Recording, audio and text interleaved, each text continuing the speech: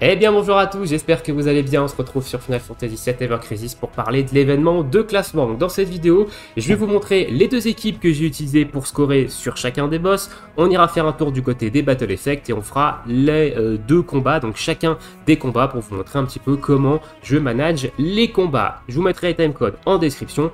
Écoutez, on est parti, petit disclaimer avant de partir sur la première équipe. Mon objectif, c'est le top 100, donc ce que je vais montrer ici, c'est ce qui me permet de mon côté d'être top 100. Il y a sûrement des choses qui sont perfectibles, je pourrais peut-être gratter quelques points par-ci par-là, mais tant que je suis dans le top 100, sachez que ça ne m'intéresse pas. Donc je sais qu'il y aura peut-être des tryharders qui vont avoir envie de m'aider à scorer un petit peu plus. Sachez que, voilà. Malheureusement, ça ne m'intéresse pas d'aller gratter quelques milliers de points. Tant que je suis dans le top 100, ça me convient très bien. Et de toute façon, vous allez le voir, n'ayant pas Tifa en version terre physique, je vais être extrêmement limité, notamment sur le Behemoth. Donc je ne vais pas pouvoir faire des miracles. Sur ce, on est parti. On va aller se diriger du côté des événements du Battle Ranking. Actuellement, je suis top 41. Je suis largement assuré d'être dans le top 100. Je ne pense pas perdre 59 places en à peine 2 jours. Donc, ça me va très bien. On va commencer par le fameux Behemoth. Donc, le Behemoth, il va falloir taper terre physique sur lui, et l'équipe que j'ai utilisée, c'est l'équipe que vous allez retrouver la majorité du temps sur les vidéos. À la différence, c'est qu'à la place de Yuffie, vous allez souvent retrouver Tifa. Donc on va utiliser Angel, Yuffie et Lucia. Donc on va commencer par Lucia, parce que c'est vrai que c'est un petit peu l'interrogation peut-être de certains jours. Pourquoi on utilise Lucia sur ce combat? Alors on n'est pas ici avec sa nouvelle arme, parce que c'est vrai qu'elle a eu une nouvelle arme en bannière, qui est quand même plutôt intéressante, on va pas se le cacher sur ce Behemoth, mais on va pas l'utiliser, de toute façon je n'ai pas invoqué, donc je ne l'ai pas. Ici on utilise Lucia principalement pour cette arme là, qui est le Rubber Band Gun, qui est son arme de guild, qui va venir notamment augmenter la défense physique sur tout le monde. C'est intéressant parce que le Behemoth tape principalement physique, enfin du moins les attaques qu'il va vous faire sont principalement physiques, celles qui va vous toucher, les attaques magiques normalement ne devraient pas vous atteindre, il ne devrait pas les lancer, mais surtout c'est sa capacité de cette arme qui est intéressante, parce que dans les Battle Effects on a un malus qui ralentit énormément le chargement de la jauge de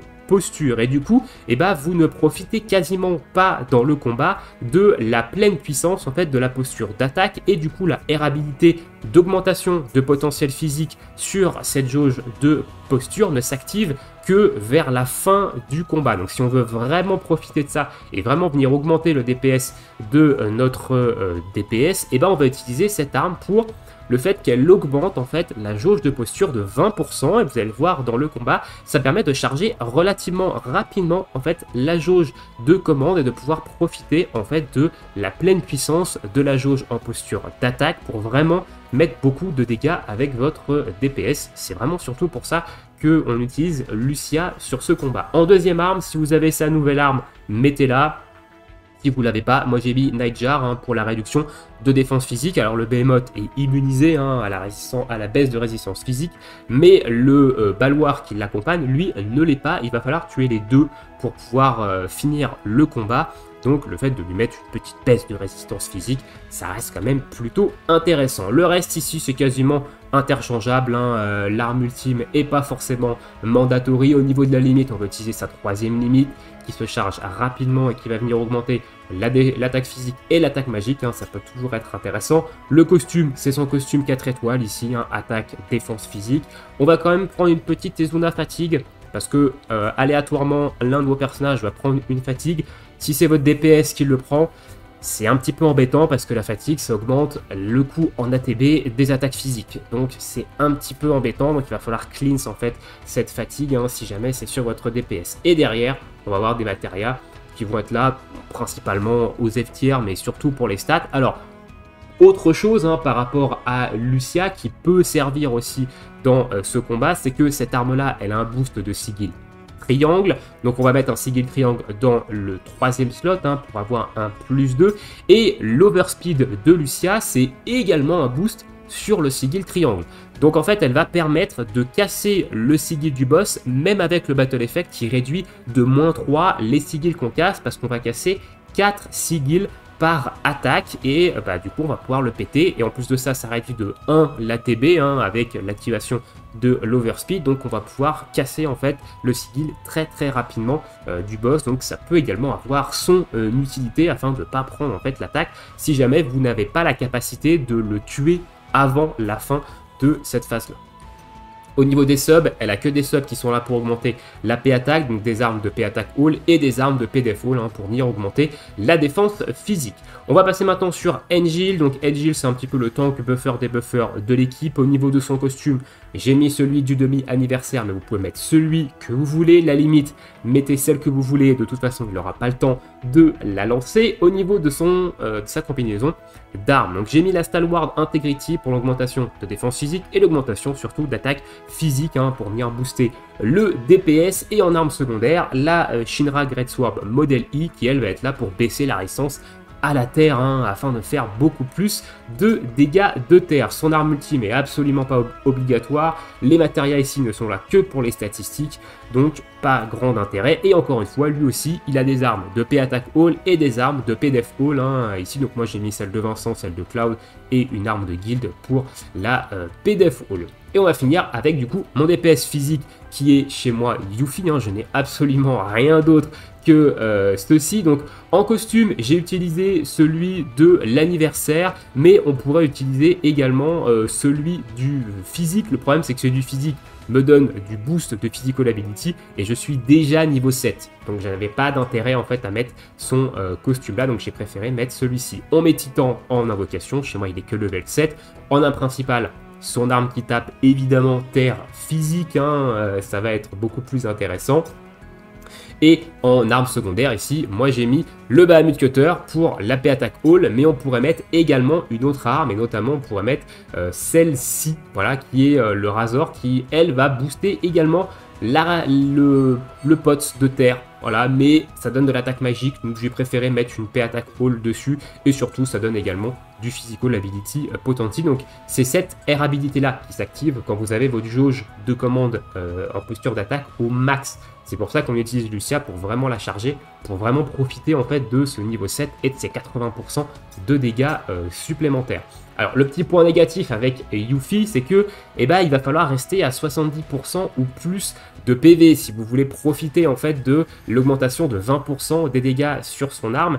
Et c'est vrai que elle va avoir tendance à être pas au-dessus des 70% de vie. Donc on va perdre un petit peu de dégâts, donc on peut à la limite mettre un petit soin sur, je sais pas, Lucia, on peut peut-être lui mettre une petite cura ici, ça va peut-être aider. Alors je vous avoue que j'ai pas testé ici, c'est vraiment expérimental, mais j'y pense en vidéo, donc on va le mettre ici. Voilà, une petite cura ici, j'ai pas énormément de soins, donc ça n'a pas vraiment beaucoup d'intérêt, mais bon, ça peut à la limite patcher peut-être ce petit souci. Son arme ultime, évidemment, ça rajoute des stats, c'est toujours bien. Et les matérias sont là que pour les stats. On a deux matérias avec du Hurt Spot, donc 11,2 de Hurt Spot sur celle-ci. Et on a sur l'autre, j'ai Bisclick 9,2 de Hurt Spot, qui reste plutôt intéressante. Et la dernière, c'est notamment une 9,4 de P attack. Ici, au niveau des subs, on retrouve la Sequadendron.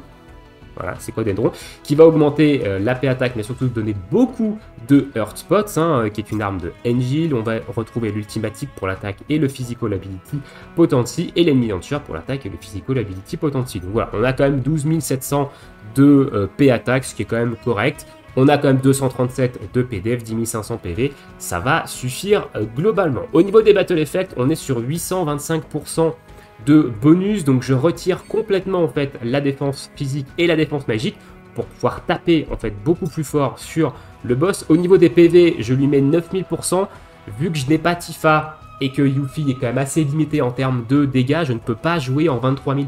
J'ai essayé, je mets beaucoup trop de temps et je score beaucoup moins, donc je mets 9000%. Ça me permet de le tuer en fait plutôt correctement, et tout le reste est au maximum. Écoutez, on est parti, on va se faire un petit fight ici. Et je vais vous montrer un petit peu comment je manage le combat avec Yuffie et combien en fait je fais de points. Donc je suis aux alentours de 970 000 points à peu près. Voilà, on est proche du million. C'est pas très loin, mais c'est compliqué en fait d'atteindre le million ici avec cette équipe là. Allez, on va cibler le boss directement. On va commencer par charger ça, se buffer et attaquer. Donc, vous allez voir ici, boum, voilà. Vous avez vu, l'attaque, elle est instantanée. Ici. On se met en posture def pour réduire évidemment les dégâts.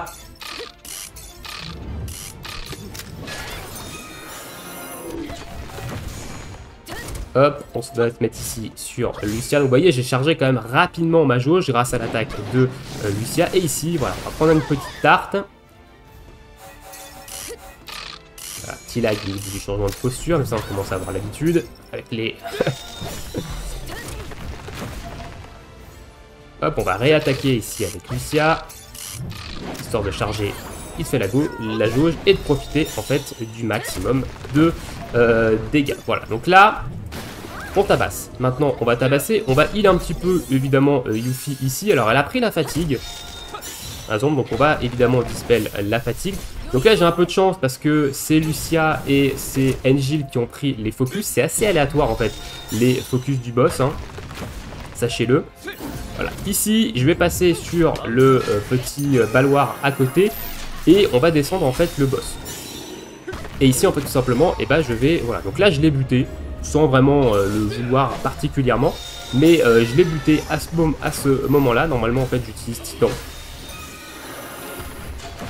Et du coup, je termine le combat comme ça. Donc je vais peut-être faire un peu plus de points d'ailleurs là que d'habitude, mais voilà un petit peu comment je manage le combat. Je tue en fait le Behemoth pendant la phase de Sigil, ce qui l'empêche en fait de faire son attaque finale. Si vous le tuez avec Titan, si vous le tuez pendant sa phase de Sigil ou si vous le tuez pendant qu'il est stun, le Behemoth ne fait pas son météore final en fait. Donc ça vous fait gagner beaucoup de dégâts et on lâche un petit 994k au niveau des points, ce qui est quand même relativement correct, hein, attention à ce niveau-là. Je crois que mon max, ça doit être 1 million tout pile, mais je vous avoue que je ne me souviens plus trop comment j'ai fait ça de mon côté. Donc voilà, au niveau du Behemoth, voilà comment je manage le combat, l'équipe que j'utilise, et notamment au niveau des battle effects. On va passer maintenant au Scorpion Sentinelle, hein, ici. Donc pour faire le Scorpion Sentinelle, j'utilise cette équipe là. Donc on va retrouver Barrett, Vincent en DPS de foudre et Iris en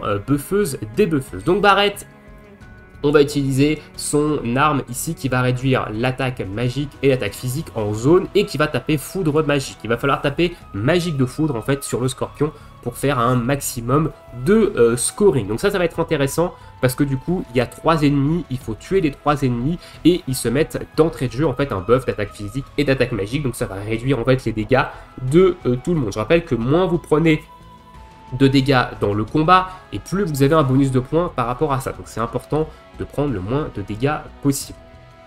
Ils font également que des dégâts magiques dont on utilise en deuxième arme l'escutcheon canon qui va venir augmenter en fait la défense magique de toute votre équipe ainsi que l'attaque magique, hein. Si jamais vous n'avez pas l'arme du nouvel an de Iris, ça vous donne également un buff d'attaque magique ici sur notre ami Barrett. Le reste c'est uniquement des matérias pour les stats. En invocation on peut utiliser la Shiva Ramu en Thunder, mais il y a peut-être des chances que vous ne pouviez pas la lancer, en fait, parce que Barrett va charger à sa limite un petit peu lentement par rapport aux autres personnages. Et au niveau des subs, on utilise ici, moi j'ai utilisé une arme de Magic Hall, hein, donc de la M-Attack Hall pour booster Vincent, encore une fois de la M-Attack Hall ici pour booster Vincent, et j'ai utilisé cette arme là, mais on pourrait très bien mettre une arme de M-Def Hall ici pour pouvoir augmenter en fait la résistance de votre équipe. Ça pourrait même être plus intéressant, hein, globalement ici, plutôt que des dégâts de foudre, hein, parce que Barrett n'est pas vraiment là pour faire du DPS.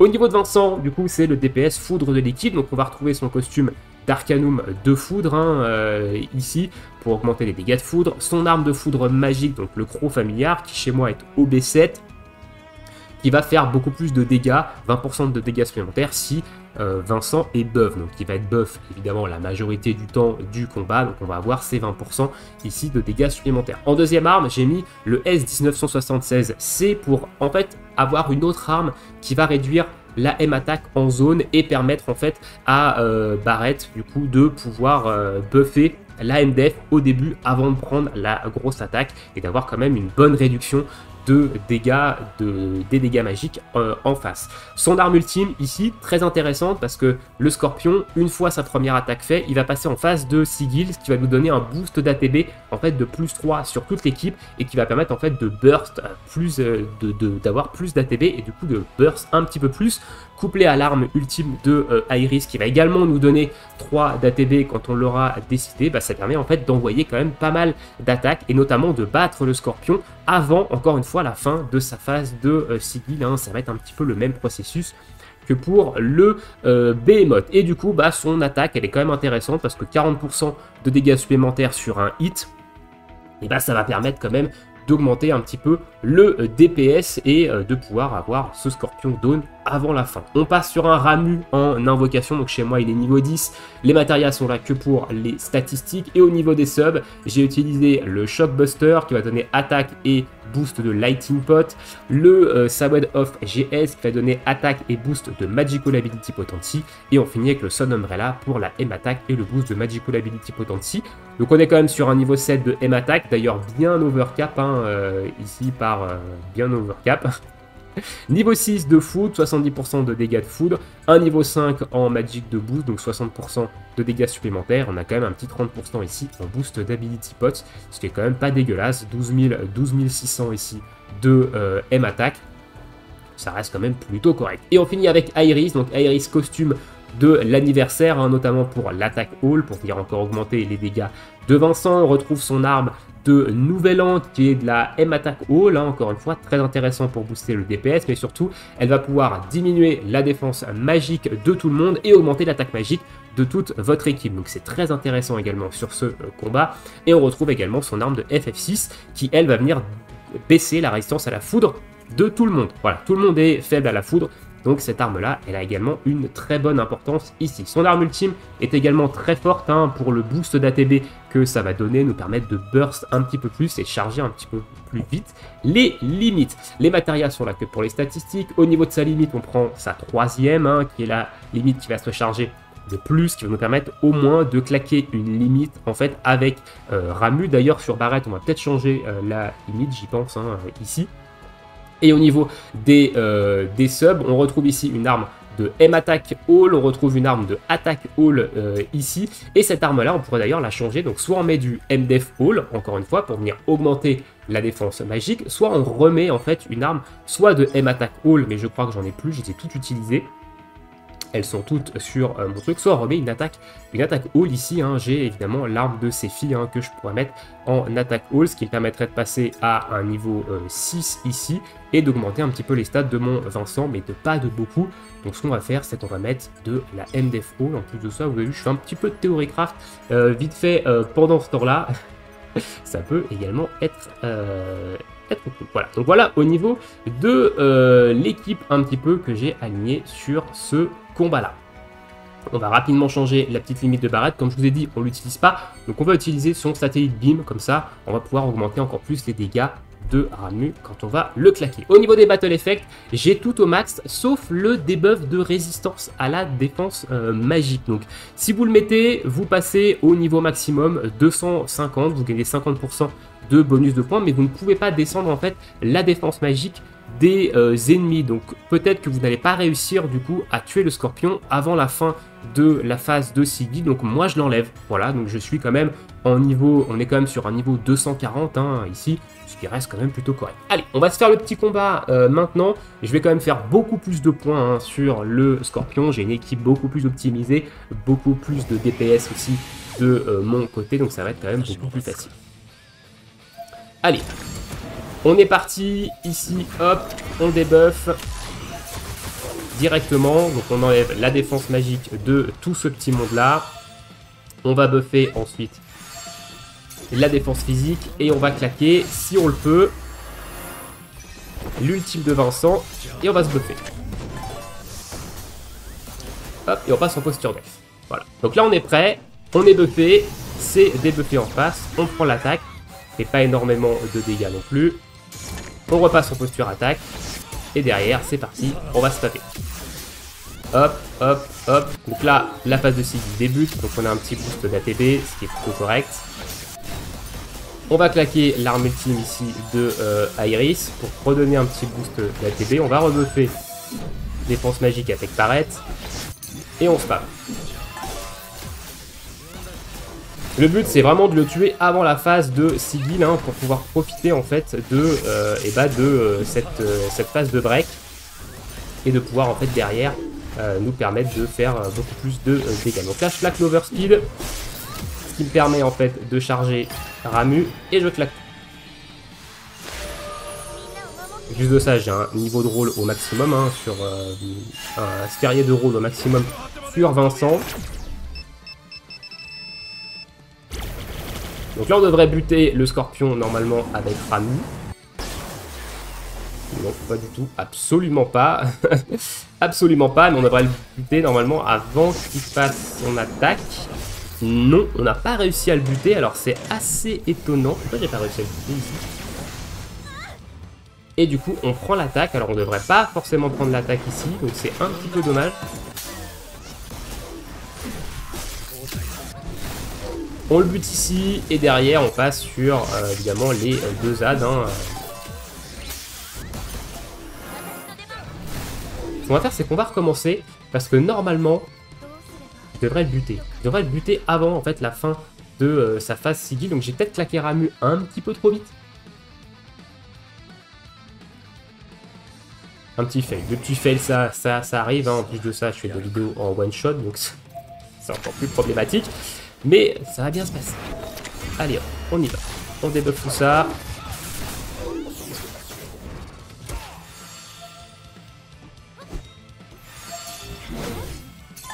On buff cette affaire-là.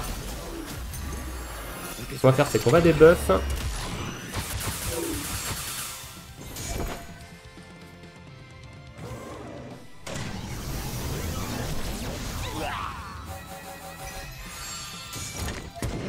Allez, let's go. On tabasse. Le petit boost d'ATB qui fait du bien. Derrière, l'arme ultime, on active.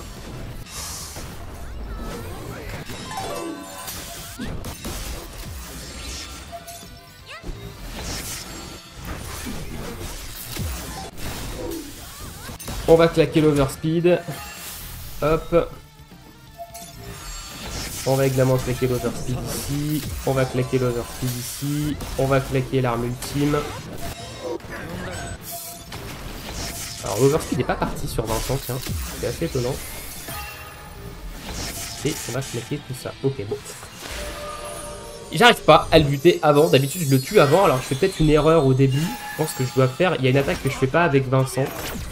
Donc on va recommencer une troisième fois, puis si ça passe pas, évidemment, on arrêtera là. Enfin, je pense que vous avez compris un petit peu la strat. En plus de ça, il est même plus des buffs ici foudre. Bah oui, parce que du coup, vu que j'ai enlevé une arme ici dans le lot, j'ai perdu en buff debuff extension sur Iris.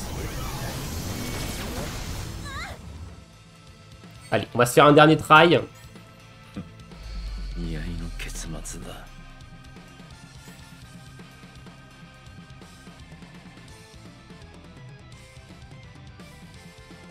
Et après, évidemment, on clôturera la vidéo là-dessus.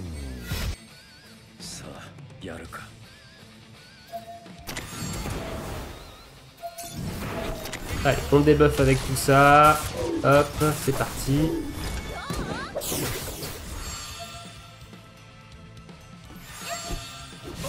On se buff. On attaque. On arme ultime derrière. Ça passe pas. L'arme ultime ne passe pas. C'est bon, c'est pas grave.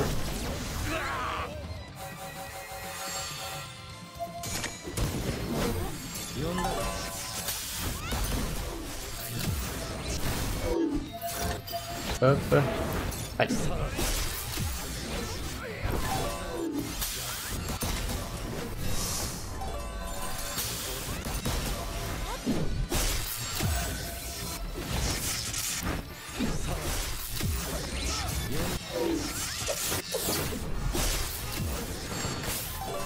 Voilà, là ça devrait mieux aller. On active l'overspeed.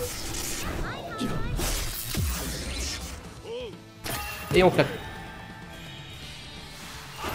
Je pense que c'est parce que je faisais pas d'attaque avant sa première attaque avec Vincent. Du coup, je perdais un petit peu de dégâts.